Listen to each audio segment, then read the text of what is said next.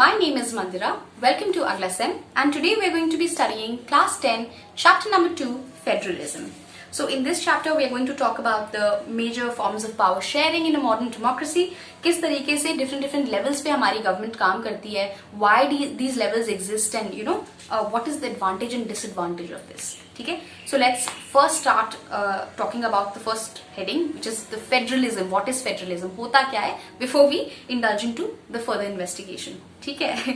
Federalism क्या होता है? It is a system of government in which power is divided between a central authority and various forms of constituent units in the country. ठीक है? तो for example हमारी एक central government है, हमारी एक स्टेट गवर्नमेंट है, हमारी पंचायती राज, जो हमारी 3 levels of governments that exist in the country. जब horizontal division of power होती है, vertical division of power होती है कंट्री में, then that is called federalism. ठीक है? सॉरी, मैंने हॉरिजॉन्टल को रेफर किया था. हॉरिजॉन्टल डिवीजन ऑफ पावर है हमारी सुप्रीम कोर्ट वाली, जो लेजिस्लेचर, एग्जीक्यूटिव और जुडिशरी, लेकिन ये हमारी वर्टिकल डिवीजन ऑफ पावर है, because we know that central government has more power than the state government, and obviously state government has more power than a panchayati raj government. ठीक है? तो so let's talk about the key features of federalism now. First of all, there are 2 or more levels of the government. हमारे यहाँ 3 levels of government है. ठीक है? As I explained, different tiers of the government govern the same citizens, but each tier has its own jurisdiction in specific matters of legislation, taxation and administration. ठीक है? For example आप बात करो हमारे यहाँ जैसे लॉ एंड ऑर्डर है, police authority है, that is in because I stay in union territory, Delhi में रहते हैं हम, तो वो जो पावर है वो हमारी सेंट्रल गवर्नमेंट के पास है, उसका पावर स्टेट के पास नहीं है. ऑल्दो वो पुलिस भी हमारी हेल्प करती है. अगर गॉड फॉरबिड मेरे घर पे कोई भी इमरजेंसी होती है, I will call the police and they will come even as a resident of Delhi, they will come and help me out. But who is actually governing them? They are reporting to the central government. ठीक है? Similarly जब अभी जैसे अगर state government का मैं आपको example दूं, जैसे अगर वाटर सप्लाई है, ठीक है, या जल बोर्ड में अगर मुझे कांटेक्ट करना है, मेरे घर में पानी नहीं आ रहा है, then that is responsibility of the state government. Then I will call the Delhi Jal board, जो हमारा ग्रुप है, जो हमारा एक सेटअप है, I will call there official and they will help me out with this. ठीक है? सो सिमिलरली हमारे डिफरेंट वो होते हैं. अगर मेरी जैसे I stay in an apartment building, तो अगर हमारी अपार्टमेंट बिल्डिंग में कोई थेफ्ट है या कुछ है ना, then I will report that to our local जो हमारे ब्लॉक ऑफिसर है या कुछ है, then obviously that is the even lower form of government. So I am the same citizen in all the 3 situations, but I am contacting people who are reporting to different forms of the government. ठीक है? Okay, the jurisdiction of the specific ties of the government are specified in the Constitution. उनको किसने बताया? उनको Constitution ने बताया. ठीक है? The fundamental provisions of the Constitution cannot be unilaterally changed by one level of government. Even the central government cannot snatch powers away from the state government. They can find loopholes and try to do that, but वो Constitution को amend नहीं कर सकते. ठीक है? Neither state government can do it and take powers from Panchayati Raj government. ऐसा नहीं हो सकता. ठीक है?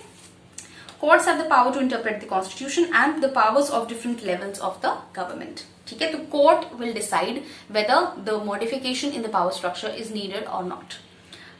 Sources of revenue for each level of the government are clearly specified to ensure its financial autonomy. तो हम state tax अलग देते हैं एंड सेंट्रल टैक्स हमारा अलग है. अभी पेट्रोल एंड एलपीजी प्राइसेस पे बहुत ज्यादा, if you see people are enraged after the corona virus, तो आप देखोगे उसमें अगर आप ना कभी आप उसको देखना क्या कह रहे हैं बार बार लोग कि बेस प्राइस तो 39 रुपीज है. बेस प्राइस 39, मतलब जो पेट्रोल का अपना प्राइस है वो एक्चुअली 40 रुपए के करीब है.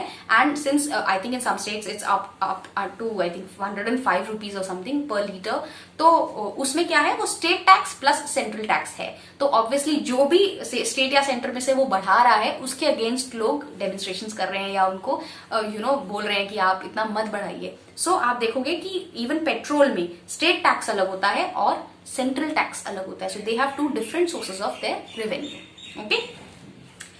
तो federal system thus has dual objectives: to safeguard and promote unity of the country while at the same time accommodate regional diversity, and जो हमारी two aspects are crucial in the institutions of practice of federalism. तो जो हमारी central government है, federal government जिसको हम कहते हैं, specially in the United states, आपने सुना होगा फेडरल ब्यूरो ऑफ इन्वेस्टिगेशन, उनका central basically bureau of investigation, जैसे हमारा सीबीआई है वैसे उनका एफबीआई, वही फेडरल / सेंट्रल एक ही मतलब है इसका. ठीक है? obviously they first duty is to promote unity of the country and at the same time accommodate regional diversity. मतलब religious groups को भी उनको खुश रखना है सबको.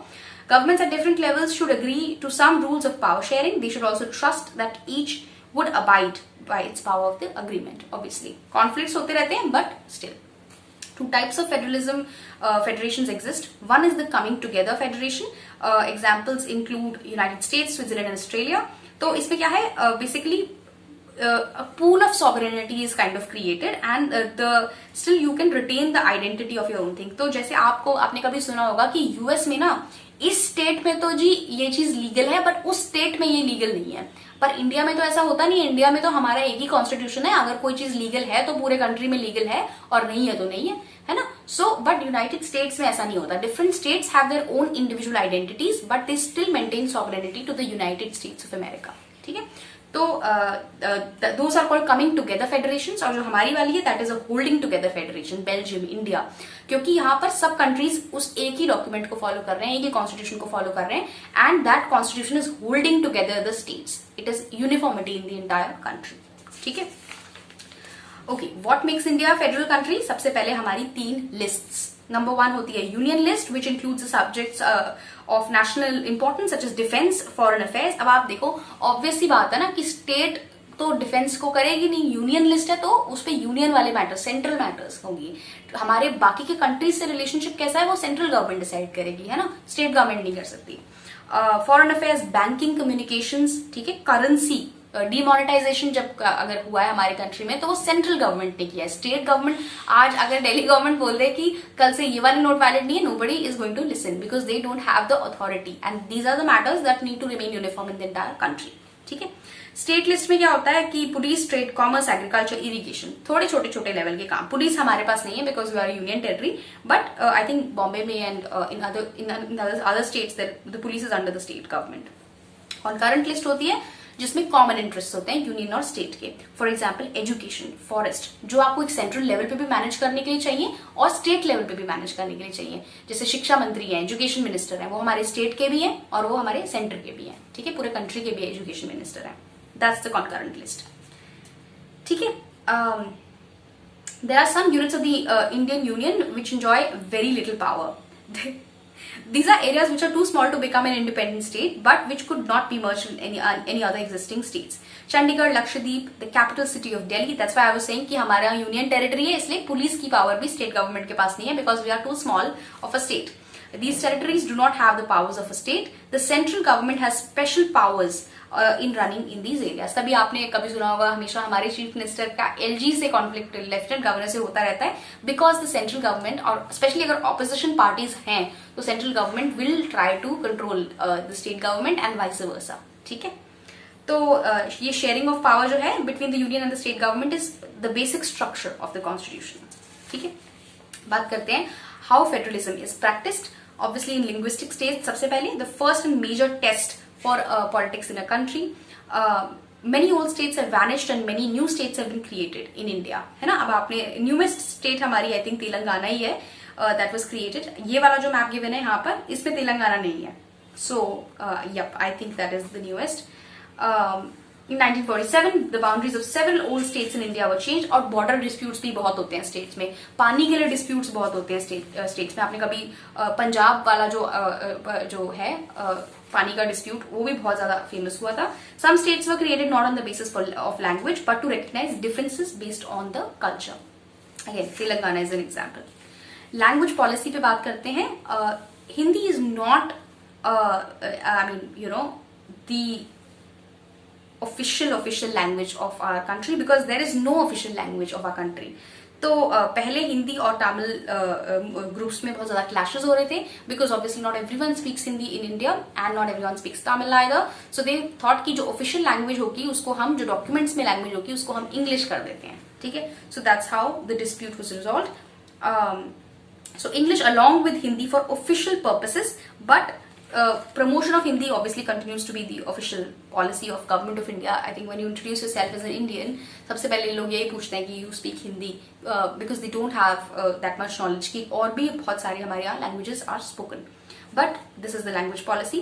द सेंटर स्टेट रिलेशंस जो है हमारे, उनकी बात करते हैं इन वेरी शॉर्ट. अगर सेंटर और स्टेट में एक ही पार्टी की सरकार है, then these differences are not very much, but if they are two opposing parties, they are one is a different party and the other is a different party, then a lot of clashes they take place.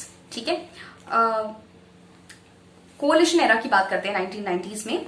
Since no single party got a clear majority in the Lok Sabha, the major national parties had to enter an alliance with many parties, including several regional parties, to form a center at the center.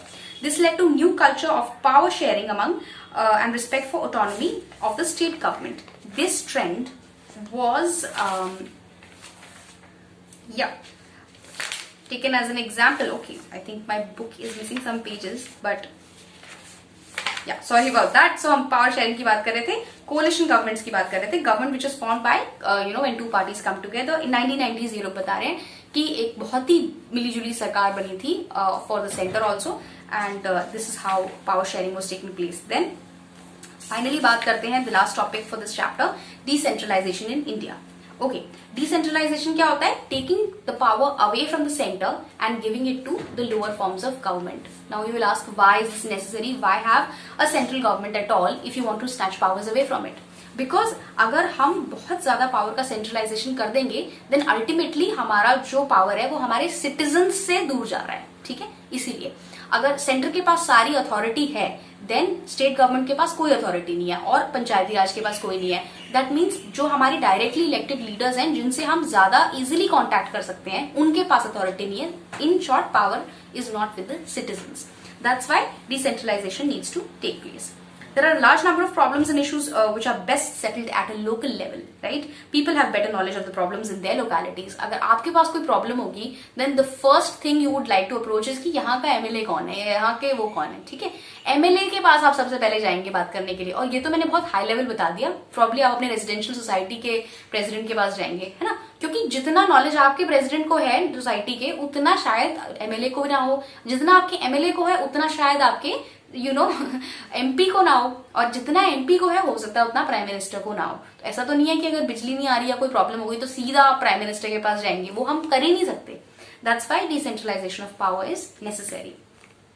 Constitutionally mandatory भी है to hold regular elections to local government bodies. This is how we are ensuring decentralization.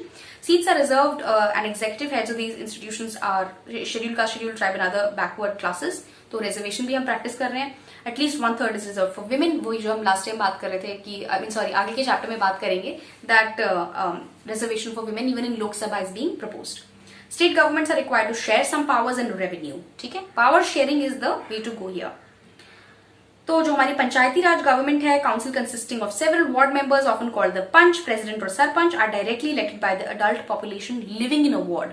ठीक है, so because these people are much more answerable to us, because these people are probably people we know around. That's why the decentralization of power is necessary. ठीक है, so finally हम municipalities की भी बात करते हैं. अर्बन एरियाज में panchayati raj is more of rural. Municipalities are set up in big towns. They are constituted into municipal corporations or consisting of people's representatives. In a municipal corporation, the officer is called the mayor. अगर आपको पता नहीं है, then please find out the name of the mayor and comment down in the comment box. If you have any other questions relating to this chapter, also comment them down and subscribe to the channel. Thank you for listening.